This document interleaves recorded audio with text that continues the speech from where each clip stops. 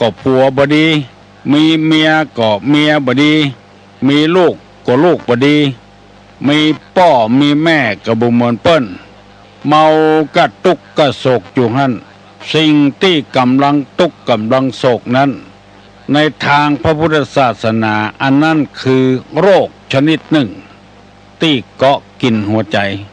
คือเอาไปมุ่งอย่างเดียวเหมือนกับไปหาป่าทั้งที่ป่าอยู่เกิงข้องแล้วมุ่งจะได้ตัวใดตัวหนึ่งสดไปก็เป็นทุกข์แล้วบันนึกถึงป่าที่อยู่ในข้องพอเกิงข้องแล้วมุ่งเอาก็ได้อย่างเดียวหมู่นี้เป็นต้นเฮาใครได้อย่างเฮาก็ได้สมอกสมใจกูอย่างแล้วชีวิตที่ผ่านมาถ้าได้พ่อได้แม่ที่บดีป่านนี้เฮาบ่ได้อยู่เป็นคนแล้วจะเก็บกินไปเลยของดีกินหุบ่ได้กินหุเข้าในปากในท้องอาจจะเป็นพิษเป็นภัยไผเป็นคนดูแลเฮาบ่ให้เฮาได้เก็บสิ่งที่มันเป็นพิษเป็นภัยได้กินก็นั่นก็คือผลสำเร็จเฮาแล้วคือพ่อคือแม่คอยพ่อคอยดูแลของเฮาตลอดบ่ตกคันใดตายบ่ตกน้ำบ่อตายหน้าต่างบ่ก้นเขาใส่ตู้บ่ก้นเขาใส่ก็พ่อแม่ทั้งนั้นดูแลเฮาลองพอละอ่อนมันตึงอยู่บ่ได้บ่เป็นกำเดียวล่นไปหั่นกำเดียวล่นไปนี่ลุกลิกมันกำลังพัฒนาร่างกายมันแต่เฮาบ่ฮู้เฮาว่ามันซนเฮาเกิดความทุกข์ขึ้นมาเฮาก็เช่นเดียวกันอย่างนั้นเหมือนกันเฮาไปว่าเราอ่อนให้เราอ่อนซนก็บ่ได้เวลานั้นมันเป็นเวลาของไผของมันผ้าผืนใดที่เฮาซื้อคนเดียวได้นุ่งคนเดียวได้เมื่อน้อยๆเป็นผลสำเร็จของเฮาทั้งนั้นพ่อแม่ซื้อมาให้นุ่งคนเดียวยังบ่จ้างนุ่งให้เฮาแถมอาบน้ำทาแป้งถูสบู่ทำคนเดียวบ่เป็นทั้งนั้นเปิ้นทำให้เป็นผลสำเร็จขึ้นมาเรียนหนังสือบ่มีสตางค์พ่อแม่ช่วยกูยังสตางค์ก้าเทอมก้าหน่วยกิจผลสำเร็จเกิดขึ้นมาเมื่อน้อยๆก็ได้รถขี่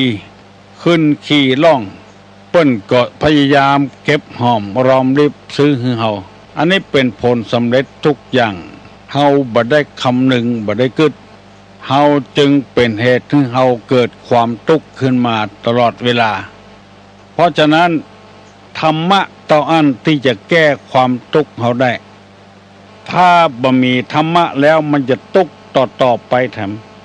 ไผบ่ฟังกำไผบ่ไว้เนื้อเชื่อใจกันสารพัดด้วยประการทั้งปวงบ่มีงานทำก็มีงานทำงานบ่ได้หยุดได้หย่อนก็เปื้อนทุกข์เฮาผ่านความทุกข์มากูอย่างประการเลยมันน้อยเนื้อต่ำใจว่าเฮาเป็นคนอภัพเหมือนเปิ้นความจริงนั่นก็เหมือนกันกูอย่างเฮาไปเพ่งเล็งความดีของคนอื่นความสุขของคนอื่นนักลำไปเฮาก็มีแล้วเปิ้นมีมาใครได้อย่างเปิ้นทำละอันนี้มันเกิดความทุกข์มาเขาเรียกว่าทุกข์108ถ้าเอาธรรมะไปแก้เหี้ยแล้วมันบ่มีความทุกข์สักจังที่มันทุกข์ก็ปล่อยมันทุกข์ไปเพราะตามวิสัยของมันเพราะฉะนั้นจึงให้ขอเชิญชวนมวลท่านผู้ฟังทั้งหลายทุกท่านโจยกันหาธรรมะไว้นักๆไว้ในจิตในใจไปไข้ขี้เมื่อใดโล่นหาขอนว่าอันมันบัดตานแล้วเจ็บเป็นเย็นอุ่นก็ร่างกายก็เช่นเดียวกันปล่อยมันเป็นนักเช่นจะโล่นไปหาหมอมันล้ำไปเหี้ยแล้วหมอเอาบัดตันแล้วบางทีก็ไปตายคำห้องยาไปบอกไปเดือดให้หมอด่าหมอว่าหมอยาบัดตันเพราะตัวเองบักเกียมตัวไว้เหี้ยก่อนเป็นพอให้พอดีก็มันจะได้เบาบางทำน้อยเป็นหยังพอใกล้จะป่วยขึ้นมาบ่ฮู้คิงขึ้นมาจิ้นจะห้ามไปหาหมอก็บ่ใจเตวบุตรเทวดาตนใด เป็นคนธรรมดาอย่างเปิ้นอย่างเฮาเนี่ยมันเอาบัตรตันแล้วก็ไปบ่นไปเดือดทึเปิ้นหมู่นี้เป็นต้น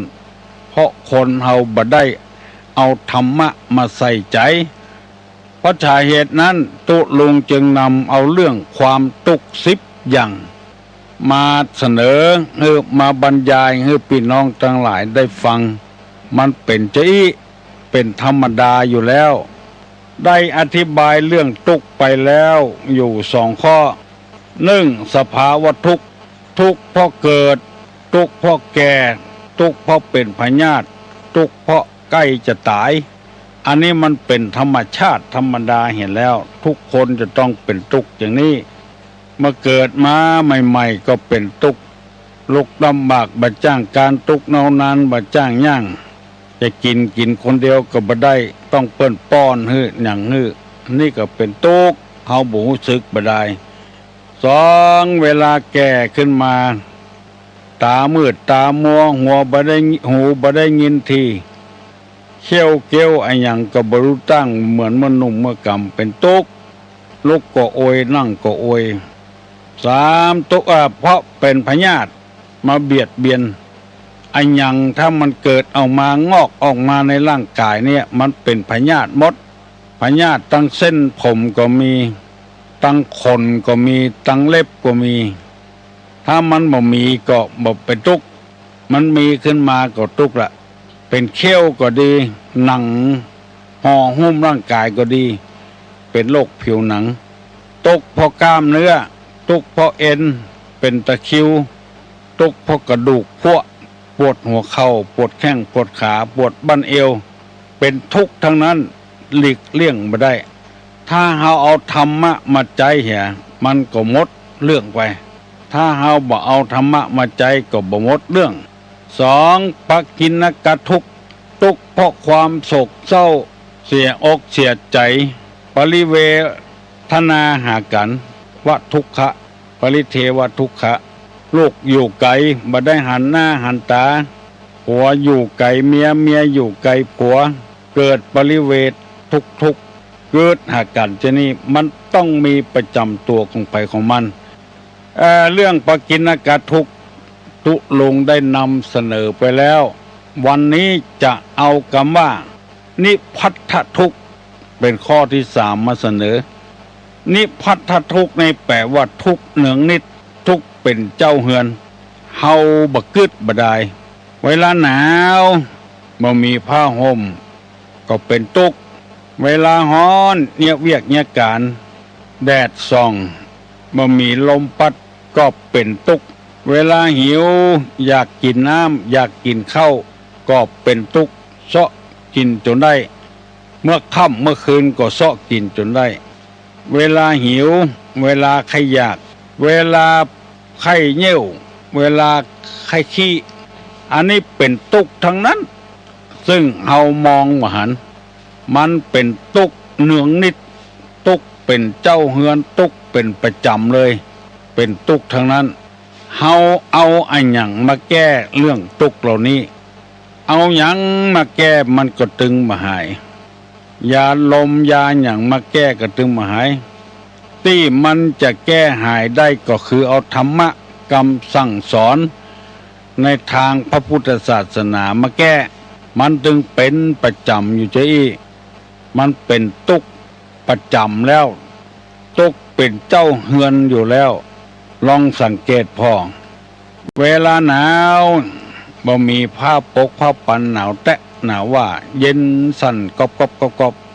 ม่วนหายใจฟืดหายใจอิดหนาวแตะหนาวว่าหน้าหนาวขึ้นมาเนี่ยก็เป็นทุกข์ละแล้วเฮามันขี้ลืมถ้าได้ผ้ามาปกมาปันมันก็หายหนาวเฮาก็ขี้ลืมว่าที่มันหายหนาวเพราะอันหยังเพราะเฮามีผ้ามาปกมาปันมันถึงหายหนาวกันมาอย่างอันก็ไปหิงไฟแก้หนาวมันเป็นทุกข์ทั้งนั้นซึ่งบ่มีไผจะหลีกเลี่ยงสิ่งเหล่านี้ไปได้เวลาร้อนนอนบ่หลับพัดลมก็บ่มีแอร์ก็บ่มีมันร้อนนอนก็บ่ได้เป็นทุกข์แล้วนั่นเฮาบ่รู้สึกตัวมันบ่ได้ ตุกกำเดียวถ้าได้หนาวได้อุ่นเนี่ยฮ้อนได้เย็นเนี่ยก็หายตุกละเวลาหิวข้าวหิวน้ำนี่โอ้จะตายบดิบประเดียวนะเป็นตุกเท่านั้นประจำเนื้อประจำตัวประจำหอประจำเฮือนอยู่ไข้ขี้ไข้เยี่ยวนี่ก็เหมือนกันไผ่บ่ฮู้กับไผ่บ่ได้ตุกเกิบครบตีนตุกกินคำเขี้ยวตุกไข้เยี่ยวในรถตุกไข้โตดกลางหมู่ ไผ่บ่ฮู้กับไผ่หน้าซื่อเปิ้นไข้หัวกันตึ้มบ่ไข้หัวด้วยเปิ้นบ่ยิ้มบ่แย้มด้วยเปิ้นทำแล้วมันเน่นขึ้นมาจัดๆในสมัยนี้ยังแควนก็สามารถแก้ตุกได้ไข้ขี้ไข้เยี่ยวนี่มีบ้านของไผ่ก็มีห้องน้ำห้องส้วมยิ่งคนรวยๆน้อยก็แปลงไว้ในห้องหิมห้องนอนนั่นแล้วปวดท้องมาก็ลุยไล่ลงเตียงก็เข้าห้องน้ำคนพอให้พอดีนั่นก็เอาไว้กะล่างกลางควงอย่างในสมัยก่อนสงครามโลกครั้งที่สองบ้านนอกบ้านนาเฮานี่บ่มีลูกส้วมบุญไปกลางต้งกลางนาบุญน้ำเหมืองห้างบุญเอาไปรวมกันห้องไผ่บุญบ่มีห้องน้ำบ่มีห้องส้วมหนังสืออย่างไปรวมกันพุ่นอันเตื้อลุต้องนี่กินส้มกินแซ่บนี่โตล้นก็บ่ได้เตียวแห้งก็บ่ได้ถ้ามันเน่นขึ้นมาเนี่ยขาไปกันเนาะหน้าเปิดเงาไปเข้ายุ่มเข้ามันดังโอดโล่งใจขึ้นมาเตียวไปได้สักก้าว2 ก้าวเอาทำเมาะโอ้ตุกแต่น่ะใครขี้ใครเหี่ยวก็อย่างเดียวกันเมื่อค่ำเมื่อคืนมันกันถึงแกล้งแต่เป็นขโยมอยู่วัดนี่ห้องลูกส่งกันบ่ให้ส่งกันถูกได้เอาฝ้ายลูกมามัดหัวไม่ตินสมัยโบราณฝ้ายจุงผีนี่นะฝ้ายจุงผีเข้าประจ้านี่ได้มาแล้วเอามามัดหัวไม่ตินลูกว่าตัวขี้เมื่อค่ำถูกปืนขี้เมื่อคืนถูกเยี่ยวขี้เมื่อค่ำถูกปืนขี้เมื่อคืนถูกหอกแต่วันออกก้อยขี้ก้อยเยี่ยวเนอะกั้นหายใจเอาไฟจุงผีมัดหัวไม่มือไว้ในสมัยโบราณมันตุกแต่ตุกบะเละบะเล่นไม่เจตุกพอหายพอดี มีลายหนึ่งกุฏิแต่ก่อนนี่มันเป็นคันไดไม้เพื่อนมันห้องลุกบ่ลุกง่ายๆเพื่อนมันก็เอาแล้วมันเน้นแก่ลงไปก็ตั้งหัวคันไดลง หัวคันไดลงเป็นรูปพุ่นอะไอ้นั่นก็งมทรงซ้ำไปส่งเพื่อนมันย่ำหัวคันไดมันผะเลิด มันเล่นตั้งคันไดแรกว่า ลงลิฟต์ ตุกถึง2 คนขี้กดตุกคนส่งกดตุกมันย่ำมันมืด คันไดก็เป็นขี้ประตกประเสียงเขาเล่าให้ฟังเป็นที่แค่หัวมันม่วนอกม่วนใจมาได้ตุกรู้นั่นให้เหี่ยวก็อย่างเดียวกันน่ะโอ้มันอดแก่ไม่ได้เลยแหงมันเอาไปหมดหน้าซื่อไปหมดมาเดียวนี้ยังสบายหน่อยเข้าไปไกลๆนี่มันจะมีปั๊มน้ำมันเปิ้นตึงแปลงไว้จอดแล้วก็เข้าห้องน้ำห้องส้วมสบายแต่ก่อนนี้ตุกว่ามีโคมีแพะมีป่าเขาจะลงเกาะในประเทศอินเดียติดตุลงไปหันนะอันนั้นต้องมาฟังเนอะเล่นต่ำรางรถไฟแล้วหน้าซื่อห้อยบนลุ่มปุ่มปุกมันตึงมาอายเป็นเยืองไปมันตุกเพราะหมดเนี้ยตุกนักตุกหนาหน้าละอาแหนงนายมันตึงมามีเวลาสบายกันแต่เกิดมามีตุกเพราะฉะนั้นท่านผู้ฟังทั้งหลายมีคนผู้หู้ทั้งหลายเขียนไว้เรื่องความตุกเหล่านี้มันเป็นประจำตุกเป็นหอบเป็นเฮือนแล้วเฮาบ่กึดบ่ได้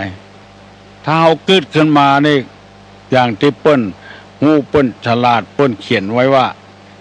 ละอ่อนสดเอาท้องแม่มาแล้วมันถึงบ่ไข้หัวให้ก่อนแล้วให้เพื่อจะมาฮับตุกหมู่นี้อ่องแว่ให้ก่อนละบ่มีหยังครบบ่มีหยังตอดบ่มีหยังจี้บ่มีสักอย่างมันให้ไว้ให้ก่อนละ ให้อย่างแทนที่จะหันโลกและยิ้มแย้มแจ่มใสมันให้เปื้อตุกเหล่านี้เพราะว่าจะแก่จะเฒ่าจะเป็นพยาธิจะตายในโอกาสหน้าเฮาที่จะตายเฮาบ่ฮู้หยังคนอื่นก็ให้หากันตุกเพราะโศกเพราะเศร้าตุกเพราะพลาดหวังเก็บมาเกิดมันให้ไว้เหียก่อนตุกเพราะประจำเฮือนนั่นก็คือตุกเพราะร้อนน้ำไปหนาวลำไปเวลาหิวลำไปเวลากระหายลำไปเวลาปวดขี้ปวดเหี่ยวนี่ต้องให้ไว้เหียก่อนมันจะมาประสบทุกข์เหล่านี้แล้วบ่มีไผรอดไปได้สักคนเลยบอกว่าคนคนนั้นจะเป็นไผอยู่ในป่ายให้ป่ายนาก็ดีอยู่ในหัวในเวียงก็ดีเป็นตู้เจ้าเป็นพ่อนายเป็นพ่อชายเป็นแม่หญิงเหมือนกันหมดทุกสิ่งเหล่านี้เวลาหิวนี่ก็ไปใจน้อยๆนะใครอยากกินข้าวนี่ใครอยากกินน้ำนี่บ่ฮู้จักพ่อบ่ฮู้จักแม่ละอย่างที่เพลงมันออกกล่องข้าวน้อยฆ่าแม่ที่ทางภาคอีสานบุบแม่จนตายเพื่อฮู้คิงมาไปแปลงธาตุไว้ที่กลางนาทดแทนบุญคุณของแม่ขยะกินข้าวแม่ก็บ่มาง่ายๆบ่มาส่งให้กำลังไถนาอยู่พอมาส่งเปิดกล่องข้าวมีน้อยเดียวหิวก็เป็นตุกหันละสำโคตรขึ้นแถมเอาแอกเอาไถบุบหัวแม่จนปดตายเพื่อมากินข้าวกินเท่าใดก็บ่เสี่ยงมาฮู้คุณของแม่เลยกินแหน่งได้เนี่ยเวลานั้นมันเกิดความทุกข์ขึ้นมาว่าคนบอกว่าสิ่งสารสัตว์อย่างหมูเนี่ยถึงเวลามันจะกินมามันถึงห้องเอาจะไปด่ามันก็ไม่ได้มันหิวแล้วมันขยากแล้วอย่างแมวนี่ก็ดีเนี่ยมันตึงบ่มีอย่างอ่ะมันมีอยู่3 กอน่ะกินกลัวแล้วก็กามเหมือนกันอย่างคนเนาะเนี่ยขยากเนี่ยป่ากาจินกาละไว้ที่ไหนกินบ่ฮู้ว่าจะเป็นของไผมันหิวมาแล้วบางคนบ่ฮู้เรื่องก็ไปบุบไปตีเปิ้นถึงบอกแล้วว่าของกินแมวอย่าไปเอาไว้ใกล้ฝาของกินหมาอย่าไปเอาไว้ต่ำเฮาก็ไว้ต่ำอยู่ไว้ใกล้ฝาอยู่ก็มันก็กินของมันน่ะมันบ่ฮู้ว่าเป็นของไผเป็นของไผบ่เหมือนคนเฮาของกินแมวบ่ดีไว้ใกล้ฝามันขึ้นไปได้ขึ้นกินได้ของกินหมาบ่ดีไว้ต่ำเป็นตุกทั้งนั้นพอออกไม่ออกลองคิดพอเถอะไผจะดีแล้วไผตึงมาได้ใครขี้ใครเหี่ยวก็เป็นตุกอย่างเดียวนึงเฮาเนี่ยคือเอาธรรมะมาใส่จิตใส่ใจแล้วเราจะได้หายจากทุกข์นั้นว่ามันเป็นของธรรมดาสภาวะทุกข์เพราะเกิดแก่เจ็บตายปกิณทุกข์เพราะความโศกความเศร้าความเสียใจความวริเวทนาหากันนิพพัทธทุกข์ทุกข์หนึ่งนิดเป็นประจำของคนของสัตว์ตุลงได้นำมาเสนอให้พี่น้องทั้งหลายได้รับทราบเพื่อเราจะให้ได้พ้นจากทุกข์เหล่านั้นกันท่าไว้ให้มีสติอยู่เสมอให้มีสติอยู่เสมอนั่นก็คือเวลาหนาวก็หาเครื่องกันหนาวไว้เวลาร้อนก็หาเครื่องกันความร้อนไว้พัดลมกามีสตางค์น้อยก็ติดแอร์กาเพราะใครขี้ใครเหี่ยวก็แปลงห้องน้ำห้องส้วมไว้ใกล้ๆอย่าไปประมาทราษาปิดให้มันมิดชิดมันก็บ่เกิดความทุกข์ขึ้นมาต่อใดแต่แล้วมันกับบัดใจว่าบ่ป้นมันตึงป้นบ่ป้นการเตื้อเฮาไปกวงไปไก่นี่มันบัดใจใกล้ตีนใกล้มือเฮาทุกข์เพราะเกิบขอบตีนทุกข์เพราะจีนขำเขี้ยวทุกข์เพราะใครเหี่ยวในรถทุกข์เพราะใครตดกลางหมู่ มันเป็นประจำแล้วเรียกว่านิพพัทธทุกข์ทุกต่อเนื่องกันเลยเนืองนิด วันนี้ได้เอาคำว่าทุกข์ข้อที่3ในจำนวนทุกข์ถึงหมดกันมี10ข้อมาเสนอให้พ่อแม่พี่น้องทั้งหลายฟังเพื่อเราจะได้พินิจพิจารณากันเนี่ยก่อนเวลานี้มันก็ได้อธิบายเรื่องทุกข์มาก็พอสมควรปนมมือเนอะจะปั่นปอนแล้วอายุวัฏโกธนะวัฏโกสิริวัฏโกญัสสะวัฏโกปละวัฏโกวันนะวัฏโกสุขวัฏโกโหตุสัพพตาทุกขโรกาปญาเวลาโสกาจันตุจุปัตตวาอเนกาอันตรญาปิวินาสันตุจเตจสาสปีติโยวัจจันตุสัพพโลโกวินาสตุมาเตภาวะตวนตาลาโยสุขีติคายุโกภาวะอภิวาทนะสีริสนิจังวุธาปจายโนจตาโลธรรมาวัฏันติอายุวันโนสุขังปะลัง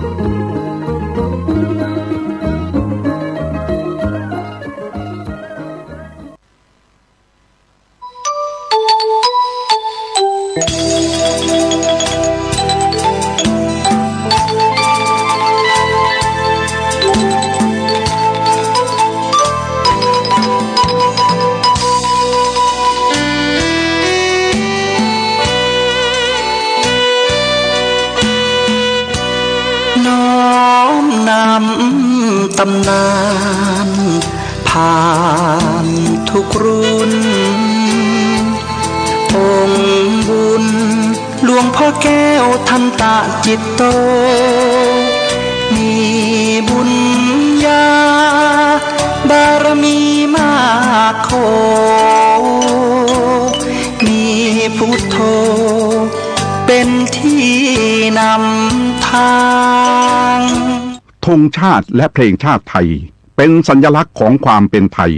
เราจงร่วมใจยืนตรงเคารพธงชาติด้วยความภาคภูมิใจในเอกราชและความเสียสละของบรรพบุรุษไทยประเทศไทยรวมและเชื้อชาติไทยเป็นประชารัฐผ้าไทยของไทยทุกส่วนอยู่ดำรงคงไว้ได้ทั้งมวลด้วยไทยล้วนหมายรักษาพันยินไทยนิรักสงบแต่ถึงรบไม่กล้าเอกราชจะไม่ให้ใครคุมขี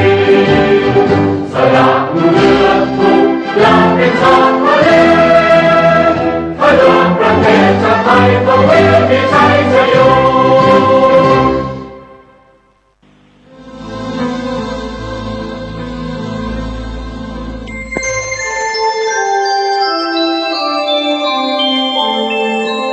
ขณะนี้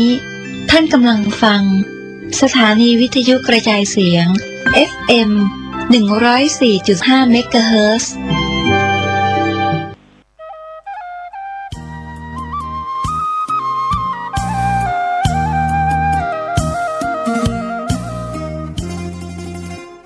โดยทางคณะสงฆ์คณะศิษยานุศิษย์คณะศรัทธาของวัดวังสิงห์คำตำบลป่าแดดอำเภอเมืองเชียงใหม่จังหวัดเชียงใหม่ปัจจุบันมี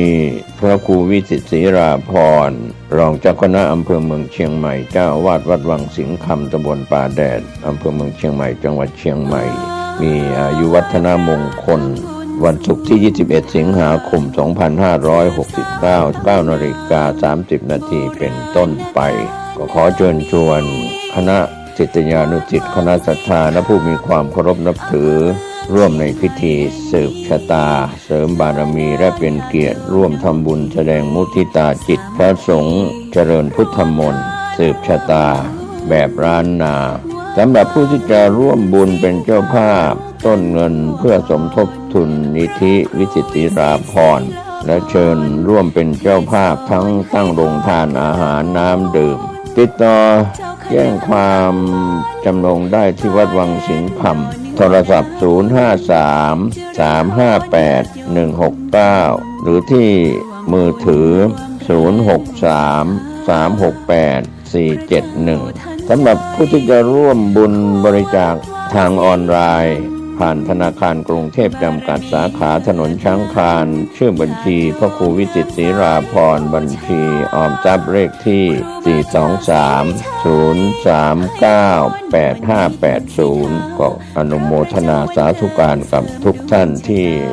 ได้แสดงมุทิตาสักการะร่วมทำบุญเป็นเจ้าภาพอายุวัฒนมงคลพระครูวิจิตรศรีราภรณ์รองเจ้าคณะอำเภอเมืองเชียงใหม่เจ้าวาดวัดบางสิงห์คำตำบลป่าแดดอำเภอเมืองเชียงใหม่จังหวัดเชียงใหม่เชิญท่านร่วมงานบุญอายุวัฒนมงคลโดยพร้อมเพรียงกัน องค์พระเจ้าทันใจหลวงพ่อประเสริฐเจริญพรอวยชัยให้ท่านอันความคิดดีเป็นศีรษะย่อมเป็นหลักชักนำสำเร็จผลหากคิดแย่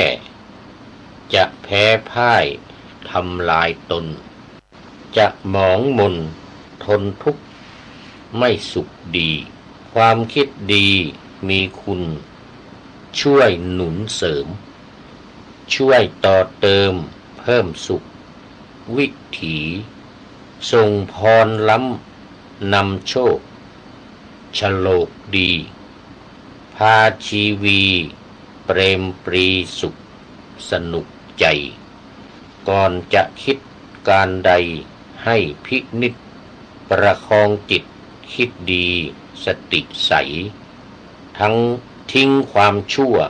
มัวหมองขุ่นข้องใจย่อมสดใสกายจิตนิรันดร์ขอถวายความนอบน้อมแด่พระรัตนตรัยมีพระพุทธเจ้าเป็นต้นขอถวายความเคารพพระมหาเถระพระเถรานุเถระเจ้าคณะพระสังฆาธิการทั่วโลกมีพระเดชพระคุณพระธรรมเสนาบดีเจ้าคณะภาค7วัดพระธาตุดอยสุเทพเป็นต้นและขออำนวยพรแด่ท่านผู้ฟังท่านผู้ชมสาธุชนพุทธบริษัททั้งหลายวันนี้รายการพระไตรปิฎกลอยฟ้าก็ลอยมาจากวัดพระธาตุดอยสุเทพราชวรวิหารผ่านทางเฟซบุ๊กไลฟ์สวัยเทพบุญเข้าสู่สถานีวิทยุ5สถานี1สถานีวิทยุพระพุทธศาสนาแห่งชาติและจริยธรรมวัดพระธาตุดอยสุเทพระบบ FM 96 เมกะเฮิรตซ์มีพ่อครูวรรณลบนามวงพรหมเป็นผู้อำนวยการอาจารย์พระมหาประสิทธิ์ประสาธิโกเป็นหัวหน้าสถานีและอาตมาภาพพระครูปริยัติยานุศาสตร์เป็นผู้บรรยายเป็นประจำทุกวันไม่หยุดยกเว้นสถานีเสียเหมือนเมื่อวาน คอมเสีย เมื่อวานนี่นะทุกตั้งแต่ตอนบ่ายได้จัด1รายการท่านาวาวังทองหลังจากนั้นตลอดคืนจนถึงตลอดเช้ากลางวันนี้อีกครึ่งวันโอ้เดี๋ยวถึง4 โมง3 โมง4 โมงเย็น5 โมงเย็นเนี่ย1 วันเต็มเลย24 ชั่วโมงว่าช่างจะมาช่างมาแก้มาทำวันนี้ซ่อมคอม กว่าจะเสร็จก็เย็นตกเย็นรู้สึกว่าจะมาได้เปิดรายการสักรู้สึกว่าจะตอนค่ำแล้วนะวันนี้ ได้เป็น1 รายการ2 รายการนี่เป็นรายการที่3มื้อนี้เนี่ยตอนนี้เป็นรายการที่3บังเอิญมาโดนตัวเองเข้าเวรไม่ ไม่ใช่เข้าเวรหรอกมาแทนหัวหน้าท่านอาจารย์มหาประสิทธิ์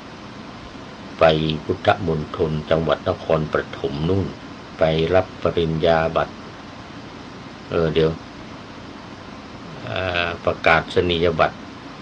ปรริญญาธรรม5 ประโยคสอบได้ปีเนี้ยเขามีการมอบใบประกาศนียบัตรที่พุทธมณฑลจังหวัดนครปฐมไปแล้ววันนี้ก็ผู้พูดจึงได้มาดูแลสถานีมันตั้งแต่พรุ่งนี้ไปก็ตี 4:30ก็มาแล้วนี่เปิดสถานีแล้วรายการก็เริ่มตี 5จนถึง5 ทุ่มเหมือนวันนี้เดี๋ยวประมาณ5 ทุ่มกว่า5 ทุ่มครึ่งจนเปิดรายการสุดท้ายตอน5 ทุ่มรายการสุดท้ายตอน5 ทุ่มเสร็จแล้วก็ไปนอนได้ละให้มันจบเองสถานีมันปิดเองจบเองปิดเองเดี๋ยวก็ตอนเช้าต้องมาอีกรุ่งขึ้นตรงเช้าตี 4ก็ต้องมาละตี 4ก็มาอีกหรือบางทีอาจจะนอนค้างคืนอยู่แถวในห้องส่งอยู่นะ มีเตียงอยู่มีเตียงของหัวหน้าสถานีก็บางครั้งก็นอนอยู่ที่นี่เพราะว่ามันต้องตื่นตี 4:30นี่นะต้องมาเปิดสถานีแล้วอุ่นเครื่องเปิดสปอร์ตบ้างเปิดรายการอะไรเครื่องก่อนตี 5ก็เริ่มรายการแรกก็เป็นรายการจากวัดเจ็ดลินของอาจารย์พระมหาวิษณุเก่าตอนนี้ท่านพระครูเจ้าอาวาสองค์ใหม่ท่านพระครูประหลัดลืมชื่อไปสิทธิศักดิ์อะไรศักดิ์นี่แหละตี 5ทุกวันเป็นรายการแรกของสถานีไปถึงรายการของผู้พูดนี่ก็8 นาฬิกาถึง 9 นาฬิกาความจริงตอน5 ทุ่มถึงเที่ยงคืนนี่ก็เป็นของผู้พูดนี่แหละแต่ว่าบันทึกเสียงไว้แล้วบันทึกเสียงล่วงหน้าไว้1 วันเพราะว่าเวลามาเปิดมันจะได้ปิดเองแล้วก็สถานีก็ปิดไปในตัวปิดเองเหมือนกันแต่ถ้าเอาไอ้นี่มาเปิดนะเอาเฟซนี่มาเปิดนะจะต้องเฝ้าจนถึงเที่ยงคืนนะจะต้องเฝ้าจนถึงเที่ยงคืนเพราะว่าพอเฟซนี่พอมันจบแล้วมันมีอันอื่นมันมีรายการอื่นต่ออีกเรื่อยๆมันไม่มีหยุดไม่มีหยุดเราต้องปิดเราต้องปิดเพราะฉะนั้นเดี๋ยวเราเปิดทิ้งไว้ได้ก็ต้องเป็น MP3 นี่อย่าง MP3 นี่ขอทางวัดฝายหินทีมงานวัดฝายหินแอดมินจัดทำพระครูสมุวิสุวัตรวรกิจโยไม่งั้นเราจะต้องเอา Facebook ไลฟ์สดเนี่ยนะมาเปิดเนี่ยนะมันเดี๋ยวรายการอื่นก็ต่ออีกมันมีรายการอื่นต่อเรื่อยๆไม่ได้แล้วก็ต้องเอานี่ MP3 นี่เปิดพอมันหยุดแล้วก็หยุดเลยไม่มีอะไรต่อสถานีก็ไม่มีเสียงดังปิดก็ทางหัวหน้าสถานีตั้งเขาเรียกตั้งโดยอัตโนมัติปิดโดยอัตโนมัติพอรายการสุดท้ายจบมันก็ปิดของมันเองนี่ไม่แน่บางทีถ้าไม่ได้บันทึกไว้ก็อาจจะจัดสด เพราะเรานั่งอยู่ในห้องส่งเนี่ยนะเรานั่งอยู่ในห้องส่งของสถานีนี่ก็สามารถจัดสดได้ถ้าไม่ง่วงเนี่ยถ้าไม่ง่วงก็จัดสดไปตั้งแต่5 ทุ่มไปถึงเที่ยงคืนแต่อย่างว่าเนี่ยกว่าจะได้ไปนอนกว่าจะหลับนี่ก็ตี 1 ตี 2สู้บันทึกไว้ล่วงหน้าบันทึกไว้ล่วงหน้าเหมือนวันนี้ก็บันทึกไว้ล่วงหน้ารายการพระไตรปิฎกลอยฟ้าจริงวันพรุ่งนี้จะออกสดก็ได้นาฬิกาถึง9 นาฬิกานี่นะจากสถานีนี่ก็ได้เหมือนกันแต่ว่ามันเป็นช่วงเวลาขึ้นวิหารช่วงเวลาขึ้นวิหารนาฬิกาถึง9 7 นาฬิกาถึง10 7 นาฬิกาถึง9 นาฬิกาไม่ทันต้องบันทึกไว้อย่างนี้แหละ มันจะดึกหน่อยอย่างวันนี้ค่อนข้างจะดึกหน่อยนะไม่ค่อนข้าง4 ทุ่มกว่า FC ทั้งหลายก็คงจะม้อยกันไปแล้วคงจะม้อยกันไปหมดแล้วพูดให้ใครฟังดีเนี่ยอันนี้เขียดไม่มีนะไม่เหมือนอยู่ที่ห้องเหมือนอยู่ที่ห้องสตูดิโอที่ห้องกุฏิของผู้พูดนั่นนี่มีเขียดร้องอยู่เนี่ยยังมีเขียดร้องอยู่ตัว 2 ตัวเขียดก็หลับเหมือนกันนะ แต่ก็จักรจันเรไรนี่ก็ดังขึ้นมาเป็นบางครั้งนะอย่างเมื่อคืนบันทึกเสียงก็มีจักรจันร้องแต่ว่าไม่ตลอดถ้าตลอดนี่ไม่ไหวเหมือนกับฝนตก เสียงดังเหมือนกับฝนตกเอาละตอนนี้พูดให้ผีฟังเลยอันนี้ ไม่รู้ในห้องส่งนี่มีผีหรือเปล่าเอาไม่เป็นไรไม่เป็นไรตื่นเช้าก็เปิดออกวิทยุให้ญาติโยมฟัง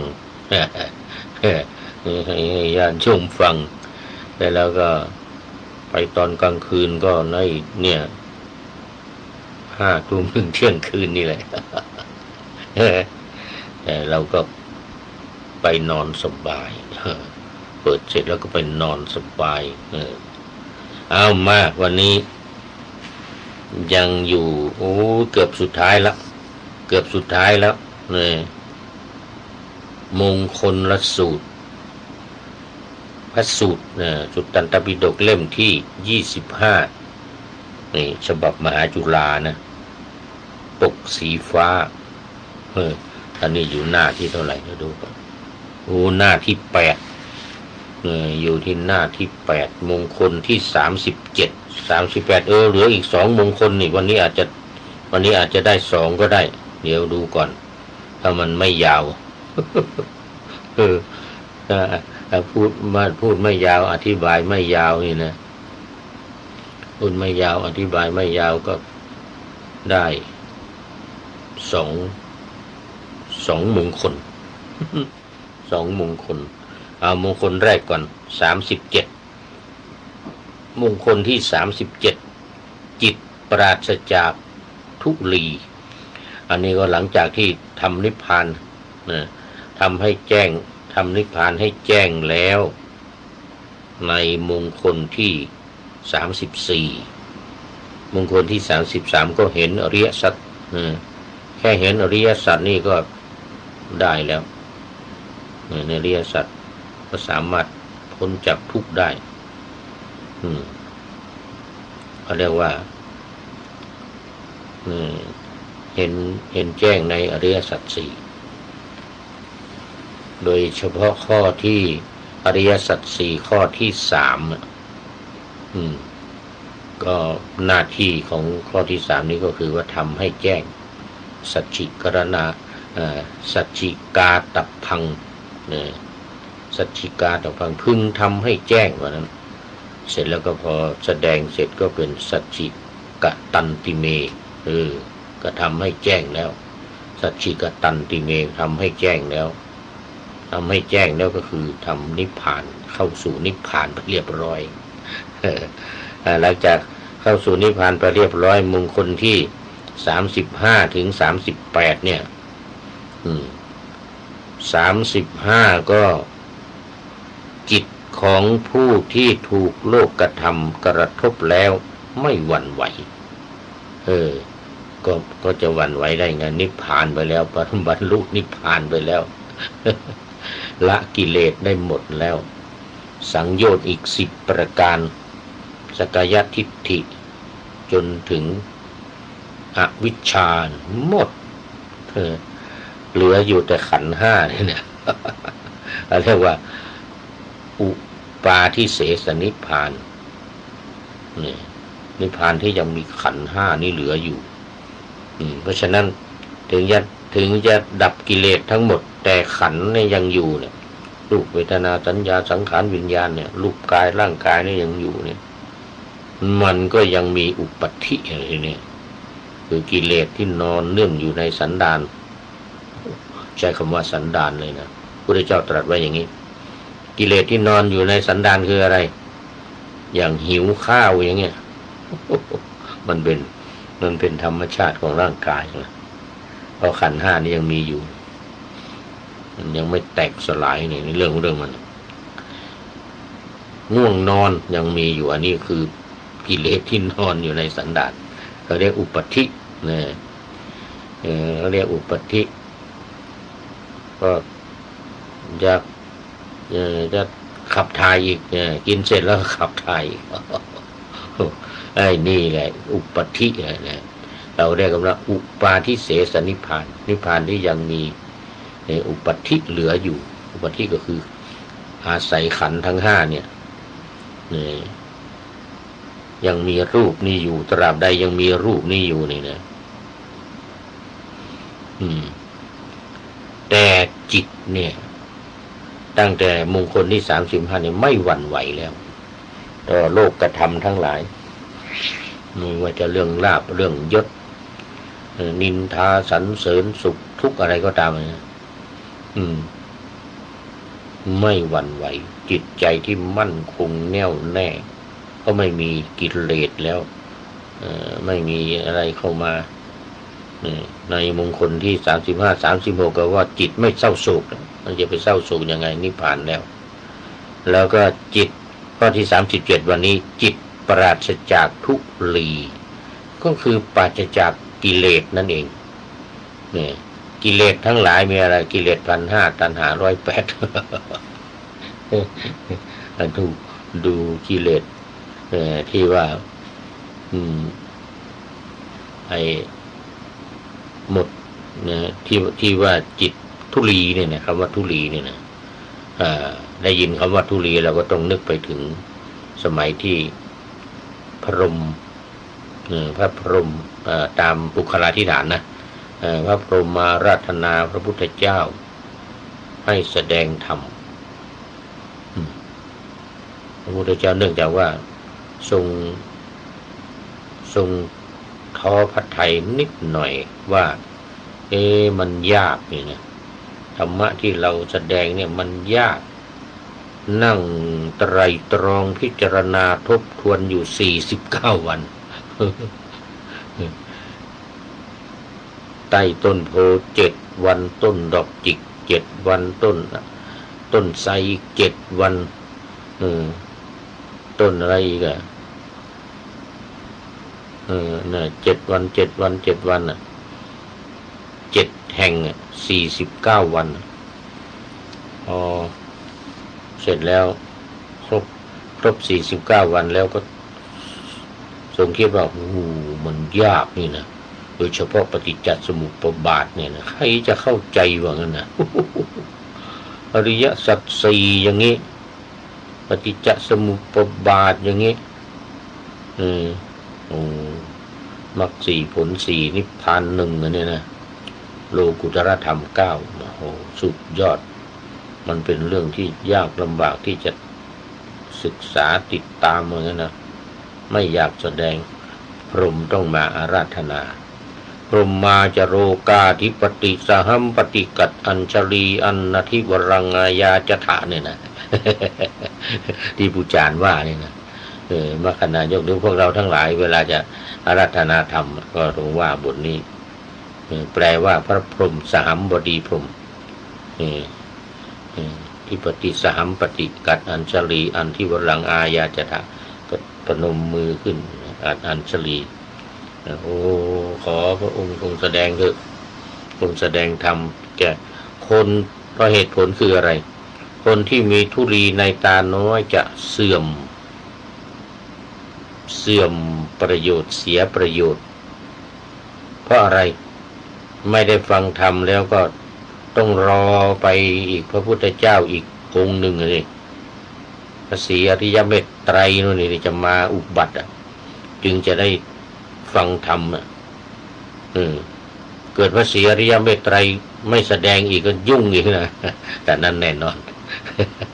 ศรีอริยเมตไตรแน่นอนหลังจากตรัสรู้จะอยู่อีก30,000 ปีตอนนั้นคนอายุไข อายุไขเท่าไหร่80,000 ปีอายุไข80,000 ปีโอ้โหอยู่กันจนถ้าจะเบื่อหน่ายกันนะ มองหน้ากันทุกวัน10,000 ปี80,000 ปีอยู่มา50,000 ปีจึงตรัสรู้นะตรงบ้านคลองเมืองมีแต่ยังไม่รู้ว่าจะมาในตระกูลไหนนะตระกูลเศรษฐีมหาเศรษฐีหรือตระกูลพระราชามหากษัตริย์ตระกูลพราหมณ์หรืออะไรเนี่ยนะเดี๋ยวจะต้องไปดูประวัติอีกทีหนึ่งว่าจะมาจะตั้งครรภ์จะไปเข้าในครรภ์ของพระมารดาตระกูลไหนเลยนะจริงมีบอกไว้อยู่แต่ว่ามันลืมมันไม่จำละ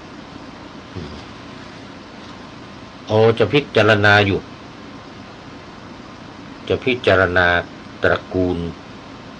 จะพิจารณามารดา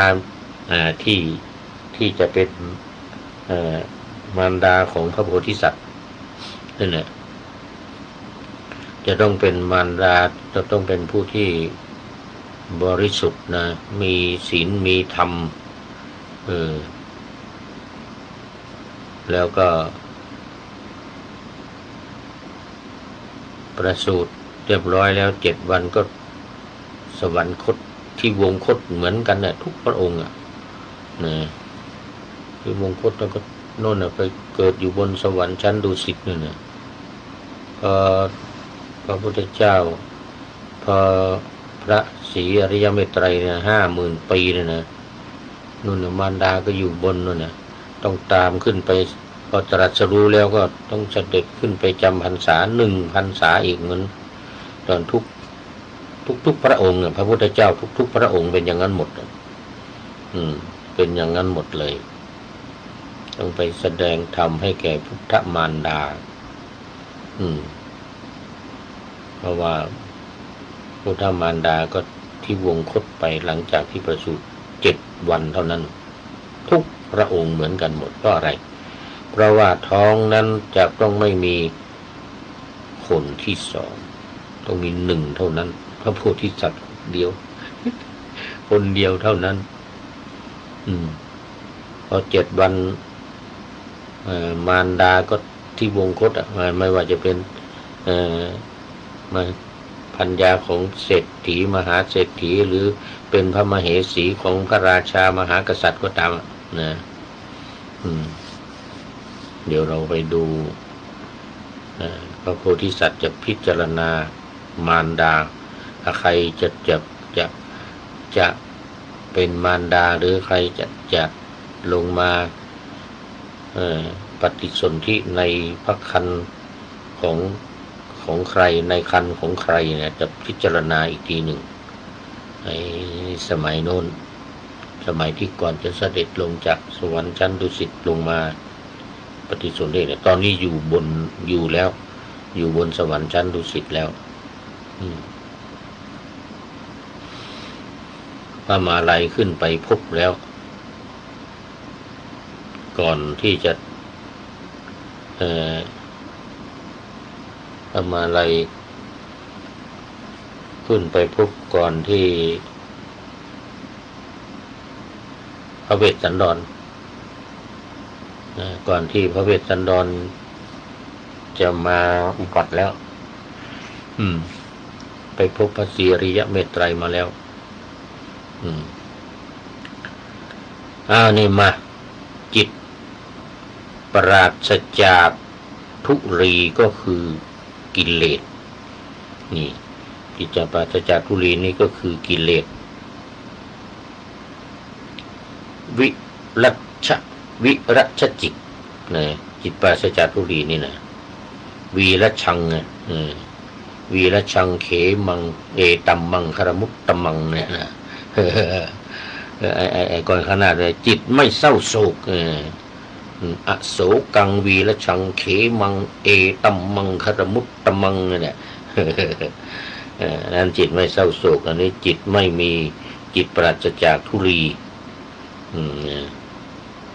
จิตปราศจากทุรีคือจิตที่หมดกิเลสราคะโทสะโมหะอย่างสิ้นเชิงถอนรากถอนโคนไม่กลับมาฟื้นอีกทำให้จิตผ่องใสสะอาดบริสุทธิ์และ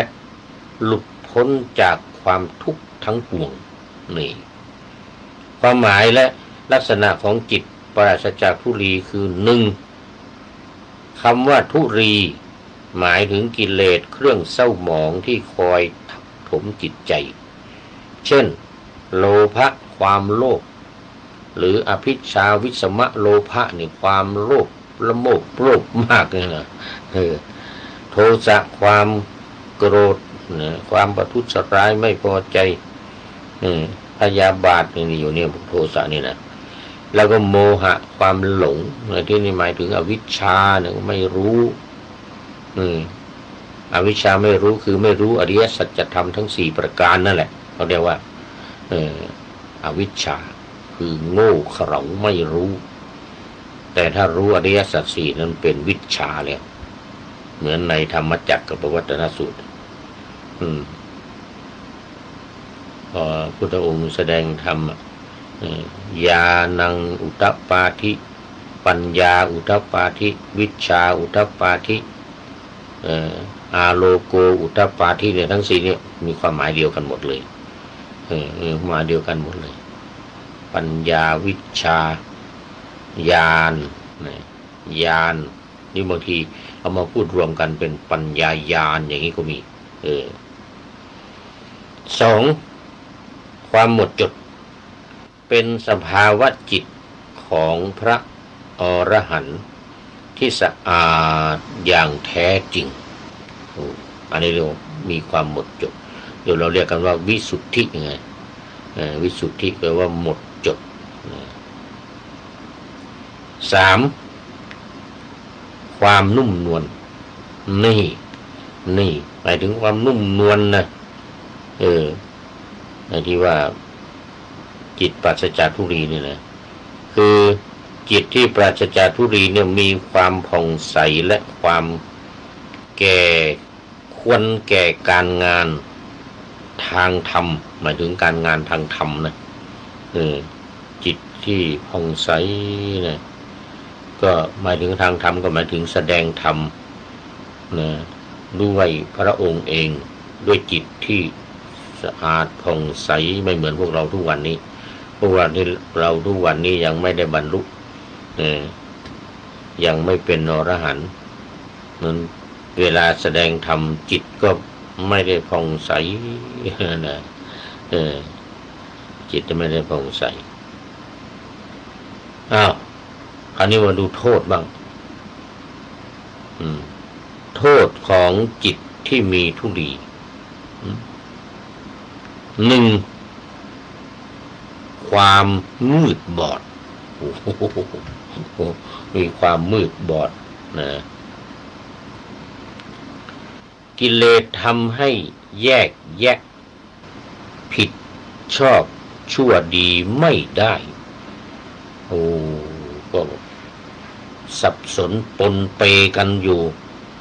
จะทำการทำงานอะไรก็ไม่บริสุทธิ์ทำการทำงานอะไรนี่ไม่เรียกว่าไม่ค่อยสะอาดการงานไม่สะอาดอย่างว่านะอสุจีกัมมัสสะนะการงานไม่สะอาดแต่ถ้าสุจีกัมมัสสะนี่การงานที่สะอาดนะการงานที่สะอาดคือไม่มีการทุจริตช่อโกงหรือภาษาอังกฤษเขาเรียก corruption นะ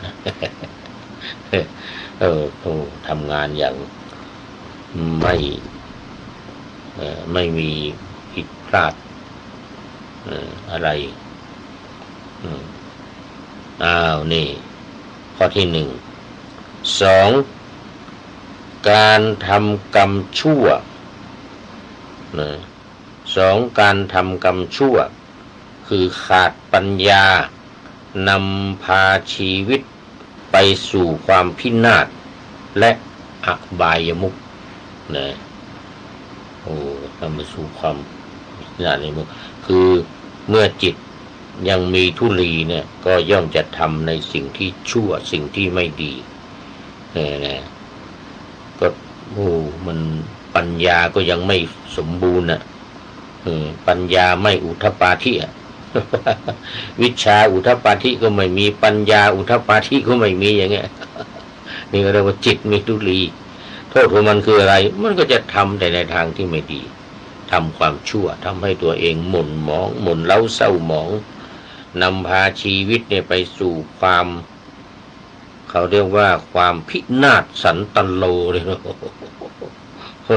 พินาศสันตโล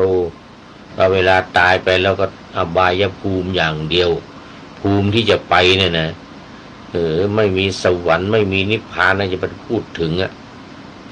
ไปนรกอย่างเดียวเราเรียกว่ามีอบายเป็นที่สุดอบายมุขอบายภูมิอบายภูมิอันนี้ข้อที่สองเอาดูข้อที่สามความทุกข์เอาอีกแล้วมันก็จะเตือนว่ายตายเกิดในวัฏฏะสงสารเรานี่แหละไม่จบไม่สิ้นสักที ก็เป็นทุกข์ร่ำไป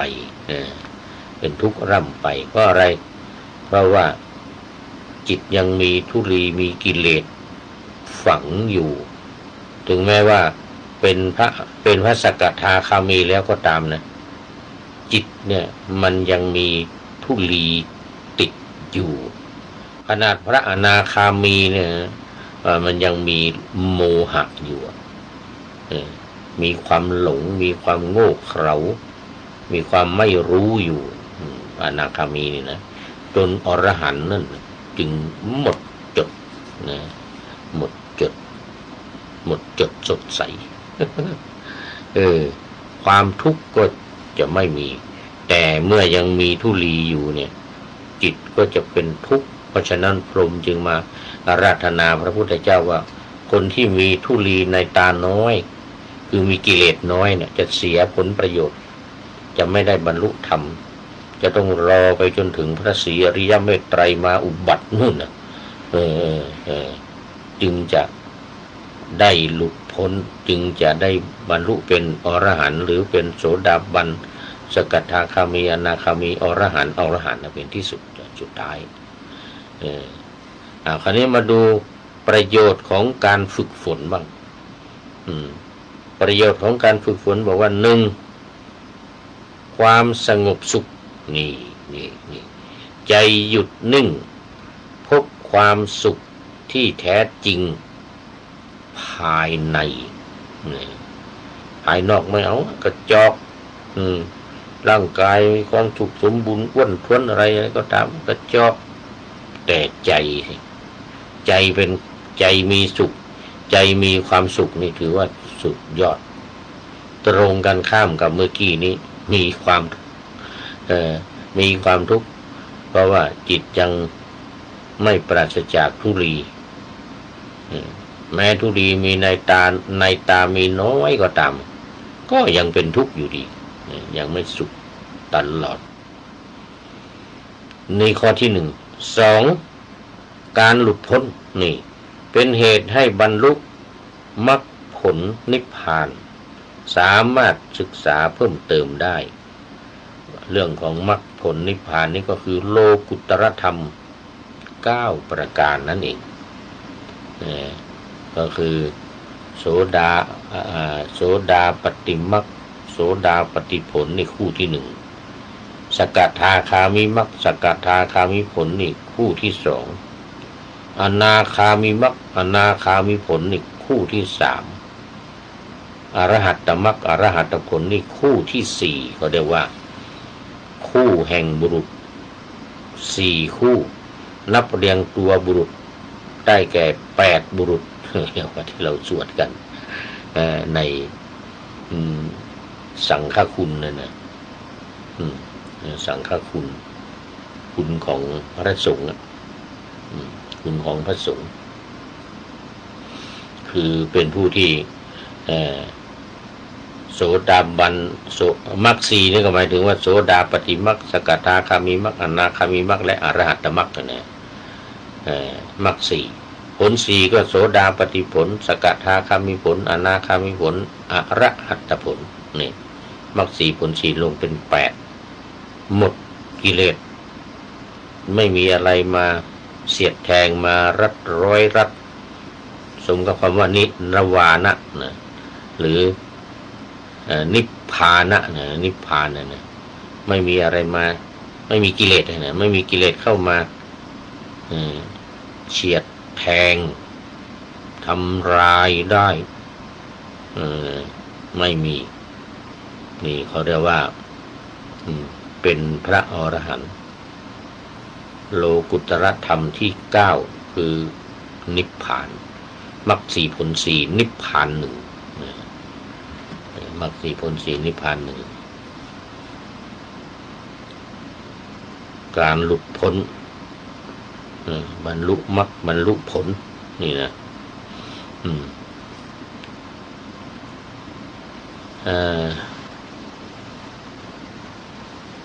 เราก็มาดูสำนักต่างๆนะที่พูดถึงเรื่องของความเป็นผู้มีจิตไม่มีทุลีหรือปราศจากทุลีนี่หน่อยนี่พระธรรมเทศนาปุจฉาวิสัชนาบทความข่าวต่างๆมงคล38เป็นบุญกิริยาวัตถุของชีวิต เรามาดูตัวอย่างมาดูฉบับก้าวหน้าทางก้าวหน้าบทความอยู่ในบุญมงคลที่38นี้ก็คือว่าบัวย่อมมีใบบัวย่อมมีใบอันหยาดน้ำไม่อาจเกาะติดได้ฉันใดผู้ทำพระนิพพานให้แจ้งแล้วย่อมมีจิตอันทุลีไม่อาจเกาะติดได้ฉันนั้นโอ้เดี๋ยวตอนนี้ขอเวลานอกแป๊บหนึ่งจะต้องไปเปิดรายการต่อไปเนื่องจากหมดเวลาขอเวลานอกแป๊บเดียวนะไม่เป็นไรเดี๋ยวแอดมินตัดต่อให้ขออภัยอยู่สถานีก็อย่างนี้แหละ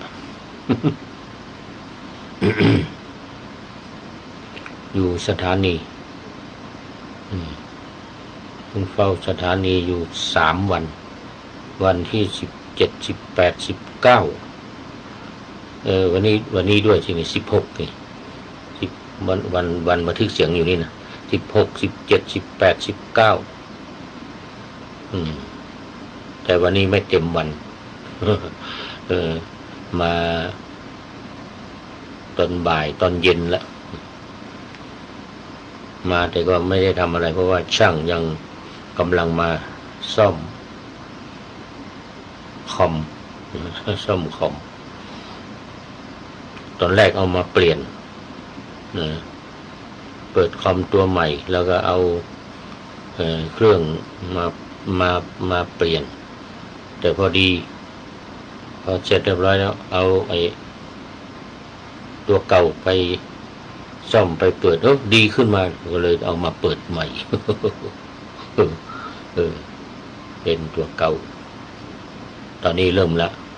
รายการพระไตรปิฎกลอยฟ้า11เดี๋ยว23 นาฬิกา เลยเวลาเป็นนิดหนึ่งประกอบ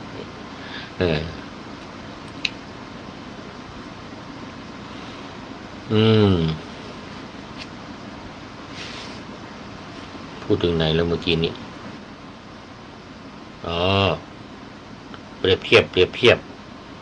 บจิตที่ปราศจากทุลีบัวย่อมมีใบอันหยาดน้ำไม่อาจเกาะติดได้ฉันใดผู้ทำพระนิพพานให้แจ้งแล้วก็ย่อมมีจิตอันทุลีคือกิเลสไม่อาจเกาะติดได้ฉันนั้นเหมือนที่ว่าเมื่อกี้นี่นะมงคลที่30มงคลที่34 35เป็นต้นมานี่34ทำนิพพานให้แจ้งแล้วนี่จิตก็ไม่หวั่นไหวแล้วจิตปราศจากทุลีคืออะไรว่างั้นนะทุลีแปลว่าฝุ่นละอองที่ละเอียดมากในที่นี้หมายถึงกิเลสอย่างละเอียดที่เกาะซึมแทรกหุ้มใจของเราอย่างซ่อนเร้นบางๆทำให้ความผุดผ่องความใสสะอาดเสียไปถ้าไม่สังเกตจะไม่เห็นจะไม่รู้ก็อย่างที่ว่าเนี่ยของเราไม่สังเกตไม่รู้ว่าเป็นกิเลสอย่างหิวข้าวอย่างเงี้ยร่างกายมันเป็นธรรมดาร่างกายจะต้องรับประทานอาหารอย่างที่ว่าเนี่ยกินเพื่ออยู่ไม่ใช่อยู่เพื่อที่จะกิน มันเราก็เลยไม่ค่อยรู้ว่าไอ้นี่มันเป็นกิเลสเนี่ยหรือความง่วงเหงาหาวนอนเนี่ยความง่วงหลับเนี่ยง่วงนอนเนี่ยทีนามิทะเนี่ยมันเป็นธรรมชาติของร่างกายทำงานมาทั้งวันก็ต้องพักผ่อนใช่ไหมถึงตอนกลางคืนมาก็ต้องพักผ่อนอย่างเป็นคนแก่เนี่ยอย่างผู้พูดในตอนนี้เดี๋ยวได้สักต้องได้อย่างน้อย6 ชั่วโมง 8 ชั่วโมงอย่างเงี้ยไม่เหมือนสมัยตอนหนุ่มๆตอนเด็กๆนะมาก10 ชั่วโมงเด็กน้อยขึ้นมานี่นะถ้ามาปานกลางเนี่ยนะ30 ปี40 50นี่นะนี่ได้สัก4 ชั่วโมงก็เต็มที่แล้วสบายแล้วพออายุมากเกิน60ขึ้นมานี่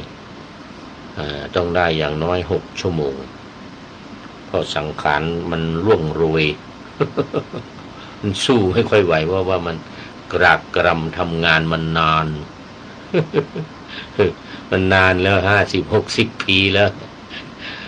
ต้องได้พักผ่อนมากหน่อยอย่างผู้พูดนี่ต้องได้6 ชั่วโมง 8 ชั่วโมงยิ่งดีแต่อย่างน้อยๆต้องได้6 ชั่วโมงถ้าตอนกลางคืนได้หลับสัก4 ชั่วโมงนี่นะต้อง ตอนกลางวันต้องหาเพิ่มอีกสัก2 ชั่วโมงมันจึงจะเขาเรียกว่ามันจึงจะสดชื่นไม่งั้นไม่สดชื่นเนี่ยไม่สดชื่นเพราะถ้าได้นอนน้อยถ้าได้หลับน้อยคือกิเลสมันไม่รู้ว่าเป็นกิเลสต้องการจะขับถ่ายอย่างเงี้ยปัสสาวะอุจจาระเนี่ยเราส่วนใหญ่เราไม่คิดไม่นึกกันว่าเป็นกิเลสนะแต่เขาเรียกว่ามันเป็นอุปธิอุปธิคือมันเป็นกิเลสที่ประจำอยู่รูปของเราเนี่ยอยู่กับตัวของเราเนี่ยเราเลยก็ไม่ค่อยได้คิดกันว่ามันเป็นกิเลสนะเหมือนกับพระอรหันต์ที่บรรลุธรรมแล้วเนี่ยหมดกิเลสอะไรแล้วเนี่ยที่ยังมีพวกเนี้ยผมไม่ได้สนใจละไม่ได้สนใจละมันเป็นเรื่องของร่างกายเป็นเรื่องของธรรมชาตินะถ้าบรรลุธรรมแล้วนะเป็นพระอรหันต์แล้วนี่นะนี่เขาได้ว่าเป็น อุปาทิเสสนิพพานดับนะกิเลสแต่ยังมีเบญจขันธ์นี่เหลืออยู่ถ้าแตกกายทำลายขันธ์เหมือนพระพุทธเจ้าวันปรินิพพานเนี่ยนะพระพุทธเจ้าก็เรียกปรินิพพานนะนิพพานแล้วกิเลสอะไรหมดไปหมดแล้วเรียกว่านิพพานเป็นพระพุทธเจ้าแล้วเป็นอรหันตสาวกเป็นพระอรหันต์แล้วก็ตามเนี่ยนะแต่เป็นเพียงแค่อุปาทิเสสนิพพานคือนิพพานที่ยังมีอุปธิเนี่ยเหลืออยู่อุปธิดังที่กล่าวมาเนี่ยนะหมายถึงจิตที่หมดกิเลสแล้ว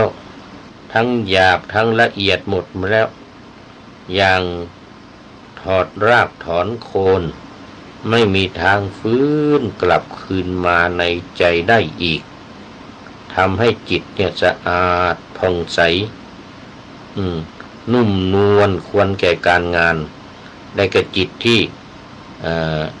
จิตของพระอริยบุคคลจิตของพระอริยบุคคลที่แท้จริงนี่เรียกว่าจิตปราศจากทุลีอันนี้มาดูประเภทของกิเลสประเภทของกิเลสในใจคนมีอยู่3 ตระกูลใหญ่คือตระกูลราคะโทสะและโมหะกิเลสแต่ละตระกูลก็มีหลายระดับนะตั้งแต่หยาบมากๆเห็นได้ชัดเจนเหมือนขยะมูลฝอยและเล็กลงเหมือนฝุ่นผงจนถึงที่ละเอียดมากๆเหมือนธุลีบางคนเจอแล้วก็ยังไม่รู้ว่าเป็นกิเลสมองไม่ออกตระกูลราคะหรือโลภะคือความกำหนัดยินดีรักอยากได้ในคนในสัตว์สิ่งของหรืออารมณ์ที่น่าใคร่มีตั้งแต่หยาบจนถึงละเอียดดังนี้ 1.1 อภิชฌาวิสมะโลภะความโลภอย่างแรงจนกระทั่งแสดงออกมาเช่นปล้นจี้ขโมยทำกรรมหนักๆเข็นฆ่ากันทิ้งระเบิดกันอย่างอิสราเอลไปทิ้งใส่อิหร่านอย่างนี้อิหร่านไปทิ้งใส่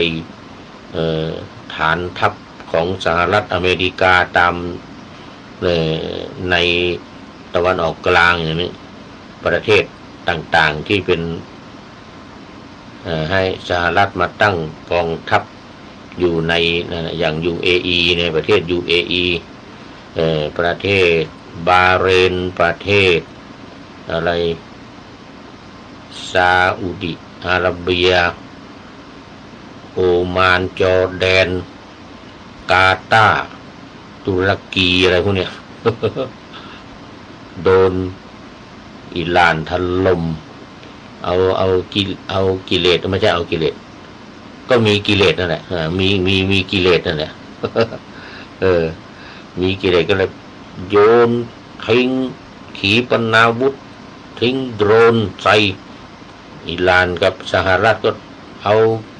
ขีปนาวุธโทมาฮอกมาแฮกอะไร หมู่นี้แหละหมู่นี้แหละเขาเรียกว่ามีแสดงออกมาอย่างหนักกำหนักปิดช่องฮอร์มุด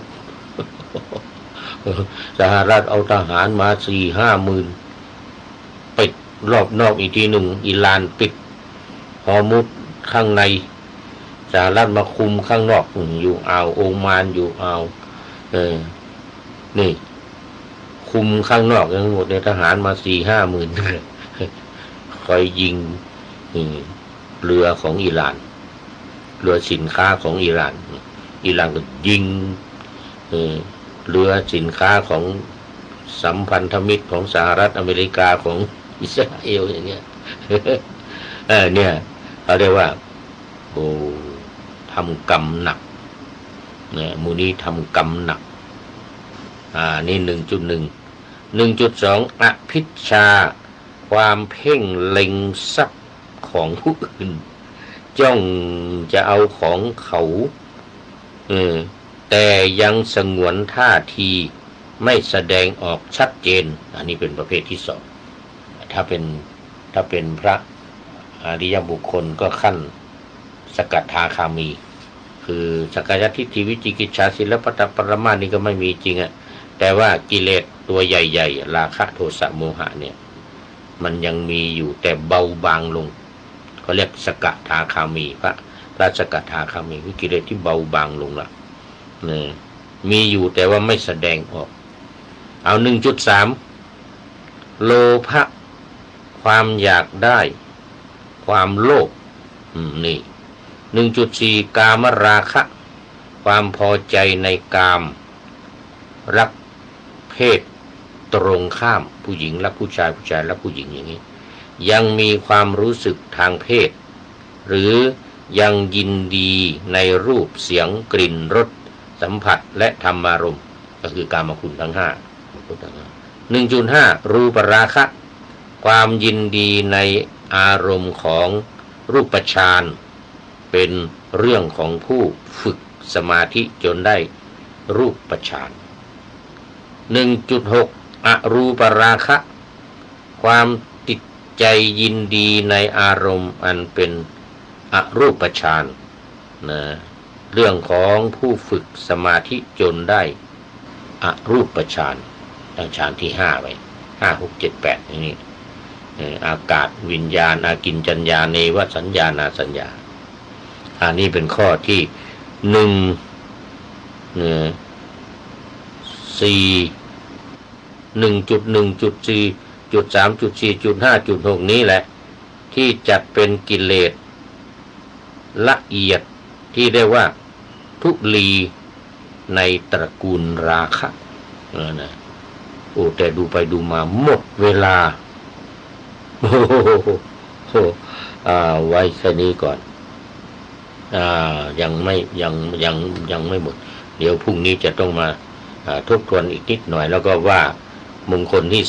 38จบวันพรุ่งนี้จบหมดนะวันพรุ่งนี้จบหมดแน่นอนเอาแล้ววันนี้หมดเวลาเอาไว้แค่นี้ก่อนมาดูข้อคิดท้ายรายการวันนี้ได้จากผู้ใดหนอแลโอ้สถานีธรรมสถานีธรรมให้ข้อคิดท้ายรายการนี้ไว้ว่าอันความรักอันความคิดดีเป็นศีรษะย่อมเป็นหลักชักนำสำเร็จผลหากคิดแย่จะแพ้พ่ายทำลายตนจะหมองหม่นทนทุกข์ไม่สุขดีอันนี้คือจิตที่มีกิเลสมากอันนี้มีกิเลสมาก ไม่ใช่ว่ามีกิเลสน้อยมีทุลีในตาน้อยก็จะเบาบางความคิดดีมีคุณช่วยหนุนเสริมช่วยต่อเติมเพิ่มสุขท ทุกวิถีทรงพรล้ำนำโชคฉโลกดีพาชีวีเปรมปรีสุขสนุกใจนี่เป็นปานกลางเป็นปานกลางก่อนจะคิดการใดให้พินิจประคองจิตคิดดีสติใสทิ้งความชั่วมัวหมองขุ่นข้องใจย่อมสดใสกายจิตนิรันดร์คือตลอดไปมีความสุขตลอดไปเอาละคราวนี้ก็ขอบคุณสถานีธรรมเป็นอย่างยิ่งที่มีบทประพันธ์มาเป็นข้อคิดท้ายรายการในวันนี้ขอนำพระไตรปิฎกลอยฟ้าไปจากผู้ฟังทั้งหลายในโลกล่าวันต่อไปจะได้จรย้อนกลับมาสู่สถานีใหม่ให้ท่านฟังอย่าลืมเปิดวิทยุหรือเครื่องรับโทรศัพท์โมบายคอมพิวเตอร์ผัง YouTube เฟซเพจไลน์ให้ดังๆเพื่อชมฟังรายการวันต่อไปขอทุกท่านมีความสุขทุกคืนวันนำธรรมะประกอบการงานทั้งหลายเช่นขยันทำงานทางวาจากายใจขวนขวายกิจการงานนาบำเพ็ญสาธารณประโยชน์เว้นสิ่งที่มีโทษโหดเยี่ยงสาประกอบแต่กรรมดีมีราคาแสวงหาเงินทองครองใจคนเสียสละพระทรัพย์นับมากน้อยไม่ให้ร้านก็ให้ร้อยไม่ด้อยผลเอื้อคนรวยช่วยคนยากฝากคนจนให้ทุกคนเท่ากันมาตรฐานเดียวขอเจริญพรวันนี้หมดเวลาจริงๆค่ะขอเจริญพร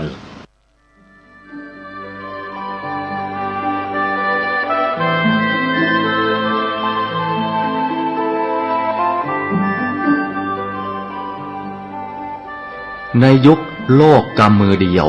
นักเผยแผ่ควรฝึกใช้สื่อให้เป็นประโยชน์ภายในประเทศควรจะมีรายการวิทยุเผยแผ่พระพุทธศาสนาประจำจังหวัดอย่างน้อย1 ชั่วโมงต่อ1 วันเพื่อประชาสัมพันธ์หรือเทศนาอบรม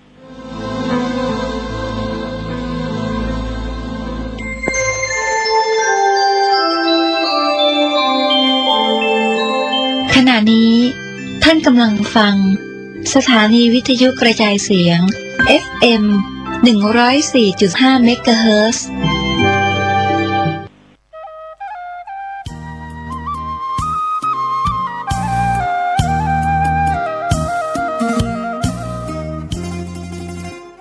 โดยทางคณะสงฆ์คณะศิษยานุศิษย์คณะศรัทธาของวัดวังสิงห์คำตำบลป่าแดดอำเภอเมืองเชียงใหม่จังหวัดเชียงใหม่ปัจจุบันมีพระครูวิสิตศรีราภรณ์รองเจ้าคณะอำเภอเมืองเชียงใหม่เจ้าอาวาสวัดวังสิงห์คำตำบลป่าแดดอำเภอเมืองเชียงใหม่จังหวัดเชียงใหม่มีอายุวัฒนมงคลวันศุกร์ที่21 สิงหาคม 2569 9:30 นาทีเป็นต้นไปก็ขอเชิญชวนคณะศิษยานุศิษย์คณะศรัทธาและผู้มีความเคารพนับถือร่วมในพิธีสืบชะตาเสริมบารมีและเป็นเกียรติร่วมทำบุญแสดงมุทิตาจิตพระสงฆ์เจริญพุทธมนต์สืบชะตาแบบล้านนาสำหรับผู้ที่จะร่วมบุญเป็นเจ้าภาพต้นเงินเพื่อสมทบทุนนิธิวิสิตศรีราภรณ์และเชิญร่วมเป็นเจ้าภาพทั้งตั้งโรงทานอาหารน้ำดื่มติดต่อแจ้งความจำนงได้ที่วัดวังสิงห์คำโทรศัพท์ 053-358-169 หรือที่มือถือ 063-368-471 สำหรับผู้ที่จะร่วมบุญบริจาคทางออนไลน์ ผ่านธนาคารกรุงเทพจำกัดสาขาถนนช้างคานชื่อบัญชีพระครูวิจิตรศรีราพรบัญชีออมทรัพย์เลขที่ 423-039-8580 ก็อนุโมทนาสาธุการกับทุกท่านที่ได้แสดงมุทิตาสักการะร่วมทำบุญเป็นเจ้าภาพอายุวัฒนมงคลพระครูวิจิตรศรีราพรรองเจ้าคณะอำเภอเมืองเชียงใหม่เจ้าวาดวัดบางสิงห์คำตำบลป่าแดดอำเภอเมืองเชียงใหม่จังหวัดเชียงใหม่เชิญท่านร่วมงานบุญอายุวัฒนมงคลโดยพร้อมเพรียงกันองค์พระเจ้าทันใจหลวงพ่อประเสริฐเจริญพรอวยชัยให้ท่าน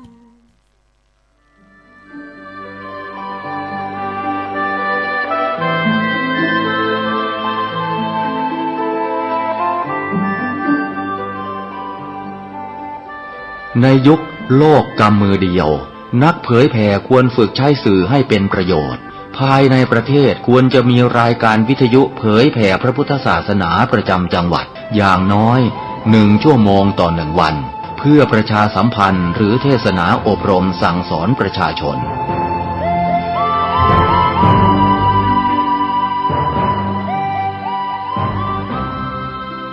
การใช้สื่อวิทยุจะเข้าไปถึงครัวเรือนได้โดยพระสงฆ์ไม่ต้องเดินทางเข้าบ้านการใช้สื่อคือการทำงานเชิงรุกที่ดีที่สุดการรอให้คนเข้าวัดแล้วจึงแสดงธรรมเหมือนแต่ก่อนนั้นอาจจะสายเกินไป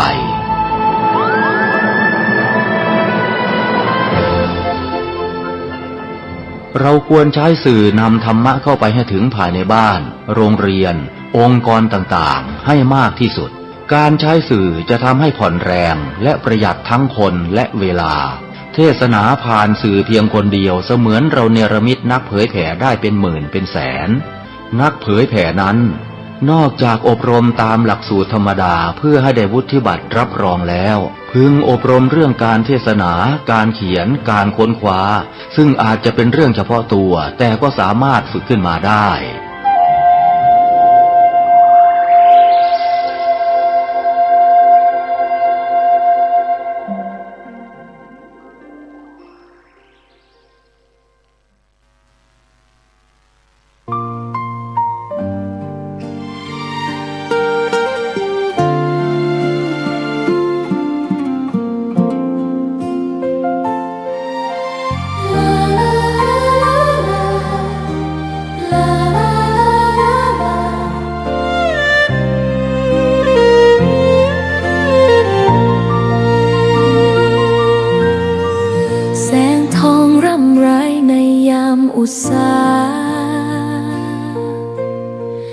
ยังเห็นพระเมตตาอยู่ทุกแห่งหนน้ำพระทัยฉโลมใจคนทั่วพื้นแผ่นดินยังอบอุ่นรอยยิ้มพระพักตร์ยังส่องแสงในดวงใจไทยไม่ลืมเสียงสายลมแผ่วเบาเหมือนเอ่ยคำปลอบว่าพระองค์ยังอยู่ใกล้ขอกราบแทบบาทด้วยรักนิรันดร์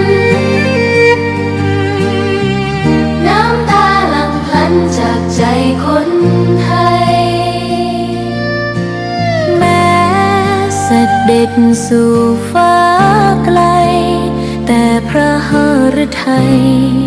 อยู่ในแผ่นดินนี้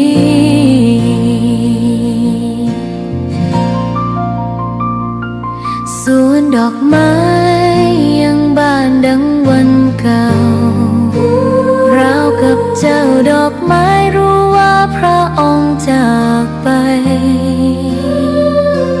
แต่กลิ่นหอมยังพัดผ่านใจให้ระลึกถึงพระเมตตาแผ่นดินนี้ยังส่องสว่าง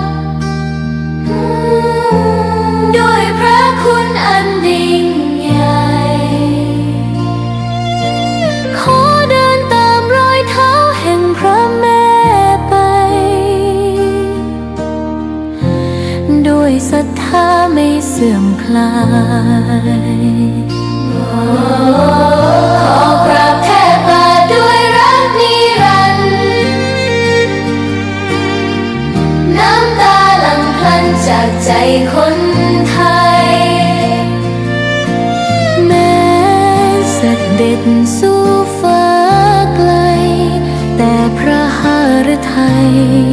อยู่ในแผ่นดินนี้ดวงใจไทยทุกดวงขอพักดีขอถวายรักนี้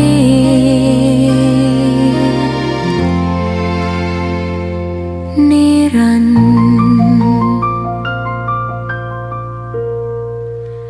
แด่พระพันปีหลวง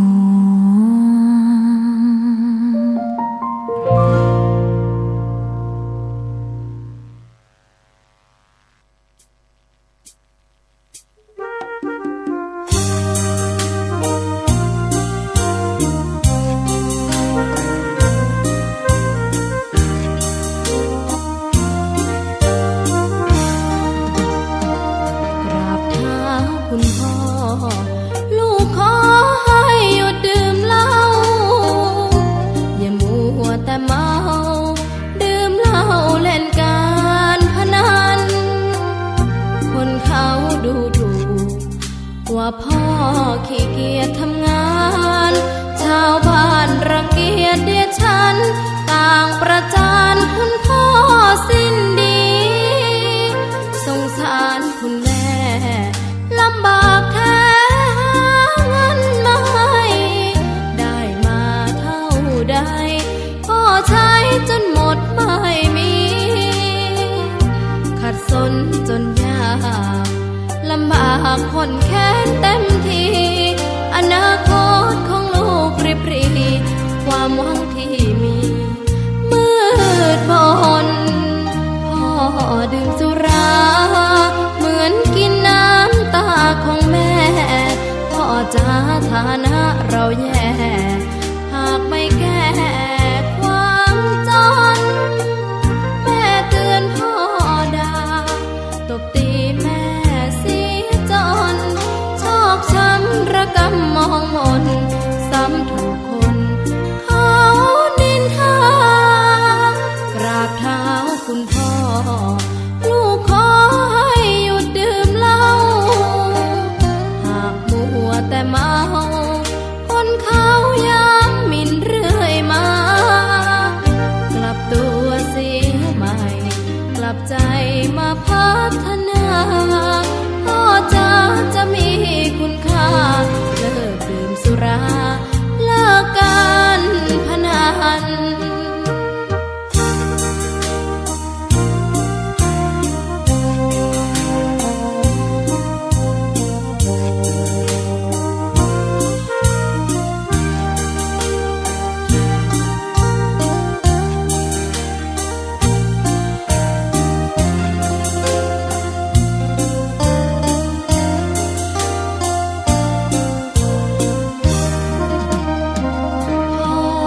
ดื่มสุราเหมือนกินน้ำตาของแม่พ่อจะฐานะเราแย่หากไม่แก้ความจนแม่เตือนพ่อด่าตบตีแม่เสียจนชอกช้ำระกำมองมนซ้ำถูกคนเขานินทากราบเท้าคุณพ่อลูกขอให้หยุดดื่มเหล้าหากมัวแต่เมาคนเขาย้ำหมิ่นเรื่อย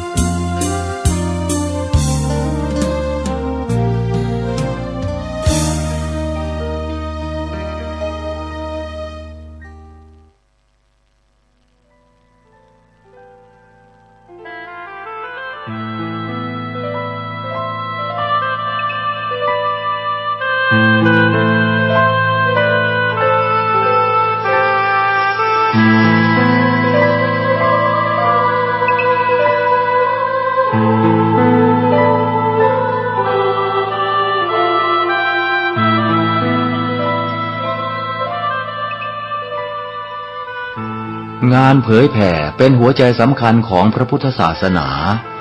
พระพุทธเจ้าอุบัติขึ้นมาบนเป้าหมายแห่งการเผยแผ่ความดีนำความดีไปแทรกไว้ในจุดที่มีความดีไม่มากค่อยๆเจือจางจนกระทั่งความไม่ดีนั้นหายไปเหลือแต่ความดีหรือมีดีมากกว่าไม่ดี